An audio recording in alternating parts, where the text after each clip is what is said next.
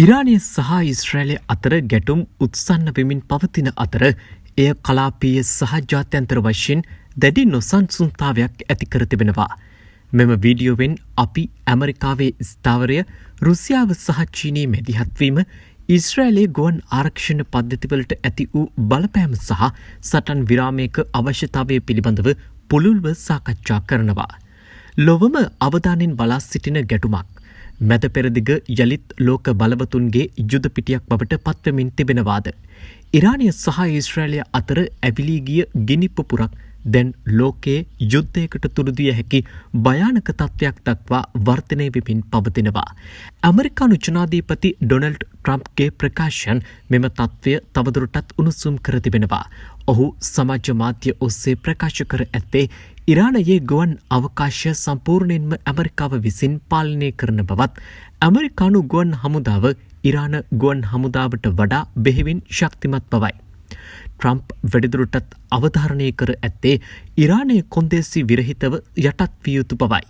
මේ අතර ඊශ්‍රායලය විසින් ඉරානයට එල්ල කරන ලද ප්‍රහාරවලින් ඉරාන ප්‍රධාන පෙළේ නායකයන් රසක් සහ 300කට ආසන්න සිවිල් වැසියන් පිරිසක් මියගොස් ඇති බව මෙවන විට තොරතුරු වාර්තා වෙනවා.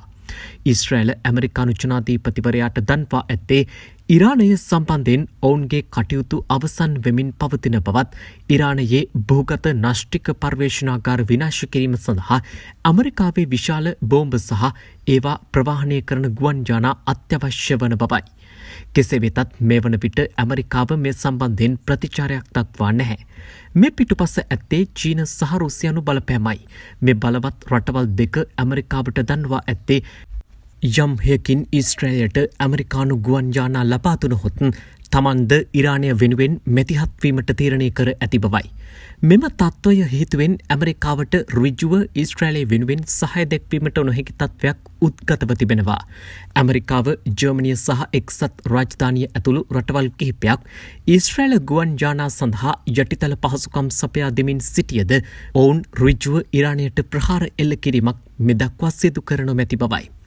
මේ අතර ඉරානය විසින් දිගින් දිගටම එල්ල කරන මිසයිල් ප්‍රහාර හේතුවෙන් ඊශ්‍රායලයේ අයන් ඩෝම් වැනි ගුවන් ආරක්ෂණ පද්ධති අඩපණ වී ඇති බවද සඳහන්. ඊට හේතුව වී ඇත්තේ ඒවාට අවශ්‍ය උණ්ඩ සැපීමේ දැඩි ගැටලුතාවයයි.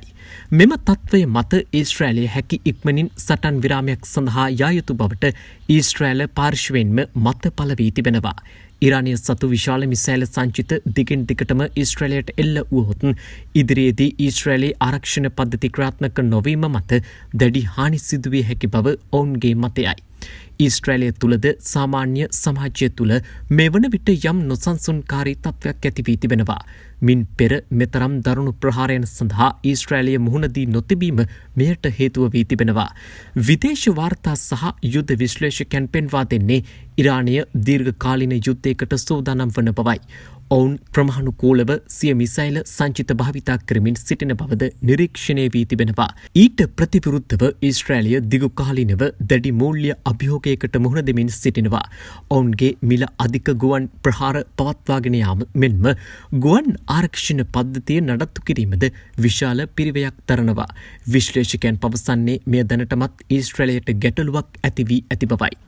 ඉරාන ඊශ්‍රායල ගැටුම මැද පෙරදිග කලාපයේ පමණක් නොව සමස්ත ලෝකයේම සාමය සහ ස්ථාවරත්වයට විශාල තර්ජනයක් එල්ල කර තිබෙනවා.